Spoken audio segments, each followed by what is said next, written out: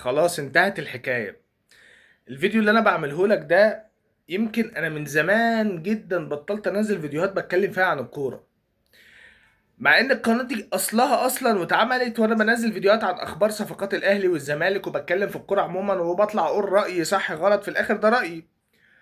فجأة كده للناس اللي متابعاني او عموما كانت بتتفرج عليا، اصحابي بقى او غيره، فجأة لقى محتوى القناة اتغير 120 درجة. من ان انا بتكلم في اهلي وزمالك ورياكشنات بعد الماتش، وحتى كنت بنزل عليها فيديوهات العاب وجيمز وكده، ان انا وقفت كل ده وبقيت بتريق على اصحابي اللي هو بحبح وستاير. للي يعرفهم يعني ان اصحابي تمام، اللي ما يعرفهمش دول اتنين اصحابي بيحصل معانا مواقف بحاول احكيها بشكل كوميدي، ما بطلعش بوشي، ولكن يعني عايز تفهم خش على القناة وانت هتفهم اخر فيديوهات كلها عليهم يعني. طب انا ليه غيرت من الكورة؟ الزمالك السبب. زهقت.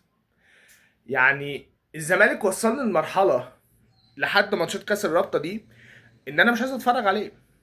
يا عم انا في حياتي مشاكل اكبر بكتير جدا من ان انا اجي اقفل يومي والزمالك بيخسر وانام زعلان. انا بكلمك بامانه، لان حاله الزمالك دلوقتي بقى ما عادتش فكره ان فرقه بتخسر، لا. حاله الزمالك اتطورت الى انه انت معاك اداره، كلمة دمرتك قسما بالله قليلة. كلمة إدارة سفحتك قليلة. قليلة. هم دمروا النادي بالمعنى الحرفي واللفظي وكل حاجة. ليه بقى؟ حضرتك احنا في شهر يناير، شهر الصفقات، الاهلي بيتكلم في 8 صفقات جديدة. انا بقول لك 8 صفقات جديدة.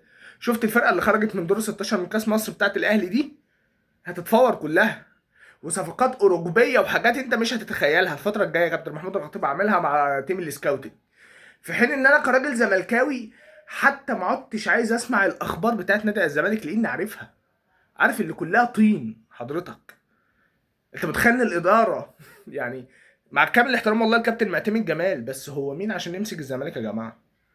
يعني الزمالك مش لاقي له مدرب، مفيش حد راضي يمسكنا، ما بنقبضش حد.